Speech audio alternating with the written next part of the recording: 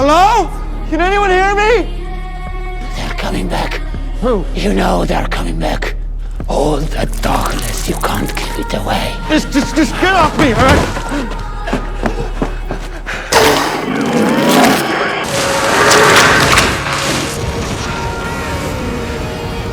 A few days ago, John's daughter suddenly had a sleepwalking episode. She walked alone to the edge of a cliff. Then her body slowly leaned forward, just as she was about to fall into the abyss. Rose spotted her. She rushed forward and tackled Lucy to the ground. In fact, this was not Lucy's first time sleepwalking. Every time she sleepwalked, she would shout the name Silent Hill. In order to find out why her daughter was sleepwalking, Rose decided to secretly take her daughter to Silent Hill without telling her husband to find the truth. When John came home from work, he discovered that both his wife and daughter had disappeared. He immediately called Rose, but the phone was never answered. At that moment, John suddenly noticed Rose's computer browsing history. It was filled with information about Silent Hill. The web page showed that a terrible fire once occurred in Silent Hill, causing many residents to die or get injured. Even more strangely, the fire was said to still be burning underground. After seeing this information, John instantly knew where Rose had gone. He immediately set out to find his wife and daughter himself. Meanwhile, Rose was driving towards Silent Hill. On the way, the radio in the car suddenly made a harsh noise. Lucy screamed in fear. Just as Rose reached out to turn off the radio, a strange little girl suddenly appeared on the road.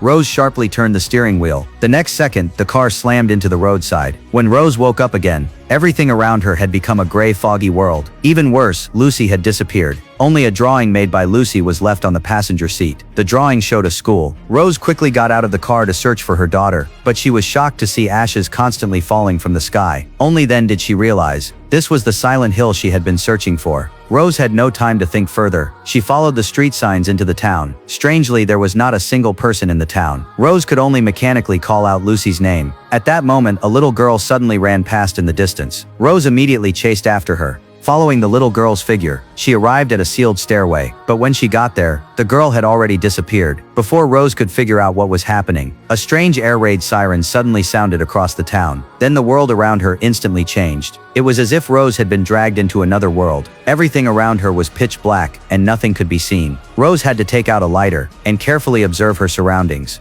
But at that moment, several black monsters suddenly appeared behind her. They slowly approached Rose. To avoid these strange creatures, Rose quickly pushed open an iron door and hid inside, but the monsters kept chasing her. They stretched out their black arms and tightly grabbed Rose. At this critical moment, the monsters' bodies suddenly began to burn. Soon they turned into ashes and slowly disappeared into the air. Rose fainted on the spot from extreme fright. When she woke up again, she found herself back in the gray world again. Everything she had just experienced felt like a strange nightmare. Rose was extremely frightened. She only wanted to escape from the town. Rose ran madly toward the town's exit, but when she reached the end, she was shocked to see the road completely cut off. Was she really going to be trapped in this town forever? Just as Rose fell into despair, a crazy woman suddenly appeared behind her. Rose quickly stepped forward. She took out Lucy's photo and asked if she had seen the girl. Unexpectedly, the crazy woman became excited after seeing the photo. She said this was her daughter Alessa. As she spoke, she tried to grab the photo. Rose immediately pushed her away and quickly left the place. After experiencing this series of strange events, Rose became more and more worried about Lucy's safety. At that moment, she suddenly remembered the school in Lucy's drawing.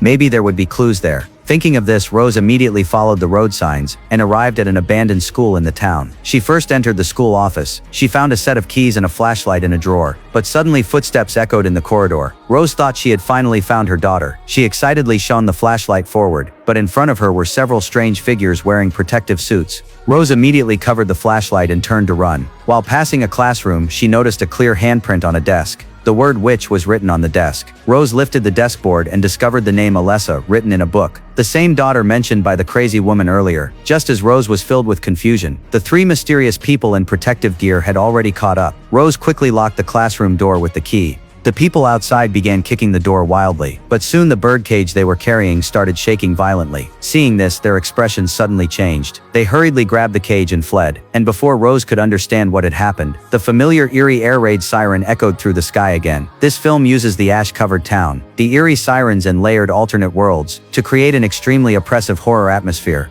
The story is not just a simple horror adventure. It gradually reveals a dark past about hatred, faith, and the distortion of human nature. The most impressive part of the film is its recreation of the Silent Hill world, the gray foggy streets, the suddenly descending dark world, and the monsters symbolizing the sins of humanity. All of these fill the film with a strange and oppressive atmosphere.